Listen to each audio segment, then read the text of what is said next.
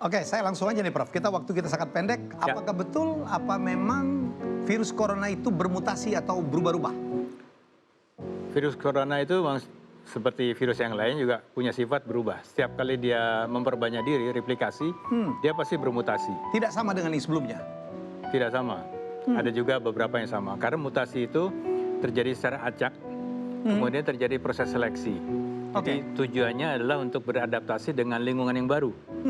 Jadi sekali lagi virus itu bermutasi dengan secara acak, tempatnya, lokasinya itu bisa di mana-mana di sepanjang genomnya dia. Nah, yang diributkan ini adalah yang D614G itu artinya mutasi terjadi di posisi 614. Apa itu, Prof? Jadi kalau asam amino, jadi virus itu proteinnya itu terdiri dari rangkaian asam amino. Ya. Kita bisa urutin dari nomor 1 sampai nomor sekian gitu. Ya, setiap virus itu bisa di. Nah, di posisi 614 itu terjadi perubahan D menjadi G.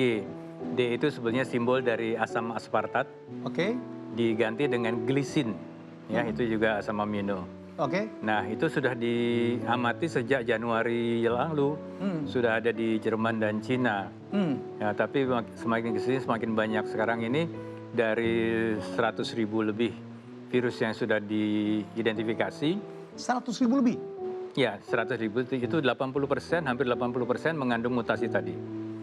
Ya, tapi bahwa mutasi itu menyebabkan satu, apakah dia cepat menular, apakah dia menyebabkan gejala lebih berat, atau susah diobati, itu belum tentu. Belum ada bukti yang sangat Jadi kuat. belum ada bukti empiris kalau yang sekarang ini lebih bahaya dari yang sebelumnya? Belum ada kuat. Itu hanya dibuktikan di laboratorium, sekali lagi di laboratorium, bahwa virus dengan mutasi itu masuknya ke dalam sel lebih cepat.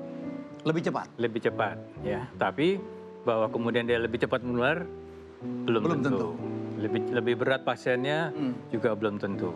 Jadi obatnya juga makin sulit dong, Prof. Kalau yang mau diobatin, virus yang mau kita basmi ini berubah?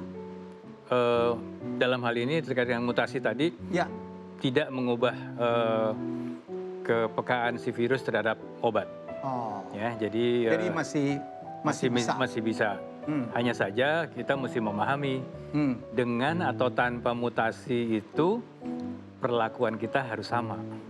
Tetap kita harus melakukan protokol kesehatan. Jadi pakai masker, cuci tangan, jaga jarak. Itu tidak berubah. Jadi dia mau mutasi seperti apapun, itu nggak usah diributin. Yang penting kita disiplin. Ya, kalau kita mau cepat pandemi ini berlalu. Prof, ini apa betul sih empon-empon minyak kayu putih itu efektif untuk mencegah terjangkitnya COVID-19? Ya, jadi kita bagi 3 nih obat nih. Satu untuk memperbaiki atau memperkuat daya tahan tubuh secara umum. Daya tahan tubuh. Yang kedua mengobati gejalanya, misalnya demam atau gejala sakit jantung, ginjal. Yang ketiga ini yang khusus spesifik dia membunuh virus. Nah, yang empon-empon dan segala macam kayu putih, jahe dan sebagainya itu yang kelompok pertama. Memperkuat stamina. Ya, memperbaiki kesehatan tubuh secara umum. Jadi tidak hanya terhadap COVID saja, terhadap yang lain juga begitu.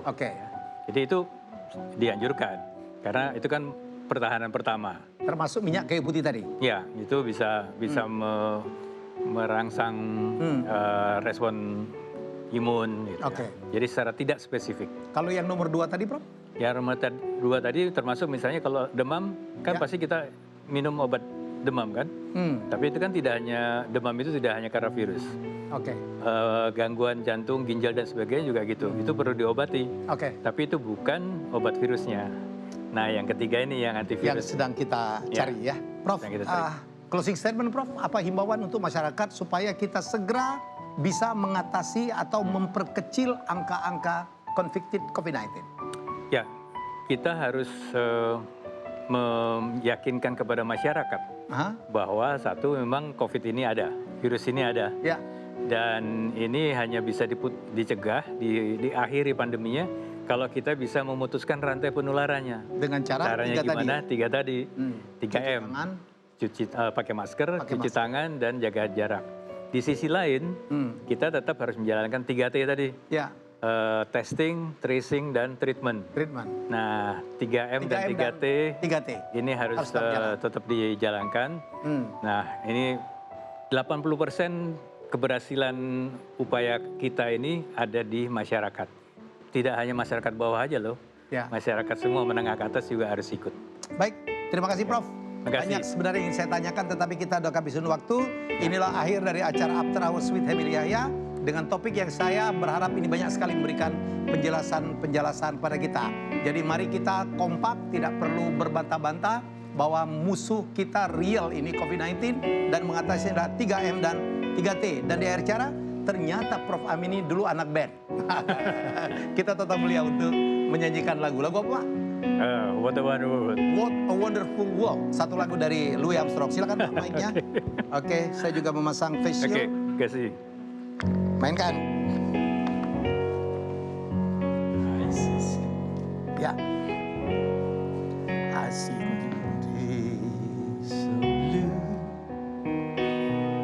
and clouds so white. I see them blue for me and you, and I sing to myself, what a wonderful world.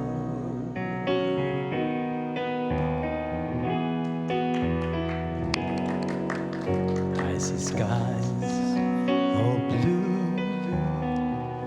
and clouds so white, the bright blessed day, the dark second night, and I sing to myself, what a wonderful world.